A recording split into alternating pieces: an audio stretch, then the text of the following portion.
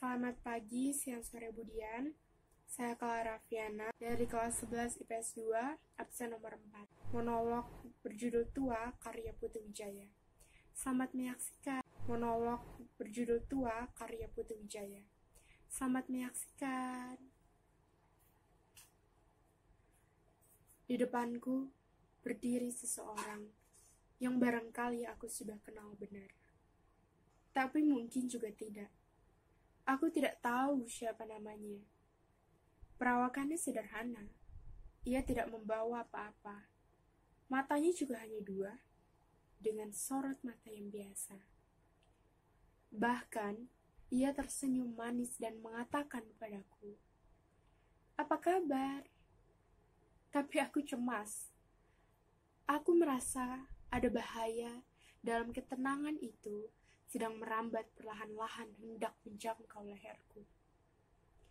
Aku merasa terpepet ke sudut, dan dengan sopan, pada akhirnya nanti, dengan lemah lembut, akan diminta untuk menyerah. Aku tidak siap untuk menyerah, karena aku merasa masih perlu untuk menunjukkan kalau diberi kesempatan yang lebih lama, mungkin aku sanggup untuk bekerja lebih baik, termasuk memperbaiki kekeliruan yang ada di masa lalu. Sayangnya aku tidak bisa. Waktu tidak bisa menunggu. Orang itu bertambah dekat. Akhirnya, aku terpaksa membela sebelum diserang. Aku memanggil, "Ya Allah, apa yang harus aku ambil? Di sana hanya ada sebuah kursi." Kursi itu terpaksa aku angkat. Kemudian, aku lemparkan kursi itu ke arah orang itu. Kena. Tepat. Wajahnya langsung terluka. Darah menetes dari dahinya, langsung ke dalam matanya. Matanya itu terpejam. Lalu darah tergelincir dari atas pipi, bercampur dengan air mata. Tetapi, langkahnya tetap diayunkan, menghampiriku. Aku jadi panik. Aku berteriak meminta tolong. Panik. Aku gapai telepon untuk memanggil polisi. Tetapi ada orang bicara terus di dalam telepon. Lalu dengan dongkol, telepon itu langsung aku lempar ke mukanya. Tepat mengenai hidung orang itu. Hidung itu terluka, darah menetes dari hidung masuk ke dalam mulutnya. Mulut itu bergerak. Lalu dia meludah darah yang kental. Aku mundur, merapat ke tembok. Dia sudah mulai mendesak. Aku beringsut ke sudut. Sekarang aku mencoba menendang, kemudian memukul. Sesudah itu menggigit. Aku kalap. Aku mengamuk. Aku tak melihat apa-apa lagi. Orang itu sudah terlalu dekat. Bahunya terasa. Tubuhnya menyentuh. Aku dilandainya. Tidak.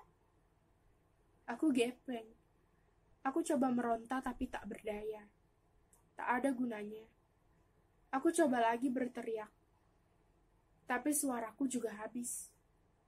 Tenagaku terkuras. Akhirnya, orang itu masuk ke dalam tubuhku. Ia masuk ke dalam jantungku. Ia masuk ke dalam kepala. Ia masuk ke perut, mengalir ke seluruh tubuh. Ia menusuk ke dalam sanubariku. Ia menjalari sukmaku. Aku menjerit dan melenting. Oh! Lalu, tiba-tiba aku merasa bahwa sebenarnya ia kenal betul siapa orang itu. Tiba-tiba saja, aku teringat masa mudaku. Lalu aku yakin benar bahwa orang itu adalah aku sendiri. Aku sendiri di masa muda. Setelah aku yakin, bahwa aku sebenarnya sedang menghadapi diriku sendiri, aku keluar lagi. Tapi sekarang aku melihat orang itu menjauh. Hanya punggungnya yang bidang saja yang nampak. Kepalanya menatap ke arah depan. Aku tidak dapat lagi melihat matanya yang polos, senyumannya, dan air mukanya yang jernih. Aku merasa seperti ditinggalkan. Orang itu tidak kembali. Ia berjalan terus ke sana dengan langkah yang tetap. Aku pun menangis. Aku kehilangan seorang kawan yang tadinya aku kira musuh. Tapi tangis itu tidak menghiburku. Baru semenit menangis, aku buru-buru mengangkat mukaku lagi, mencari orang itu. Ternyata orang itu sudah lewat. Kemudian, aku hanya bisa terbenung, mendengar suara lonceng gereja. Kini aku yakin bahwa satu generasi telah melewatiku.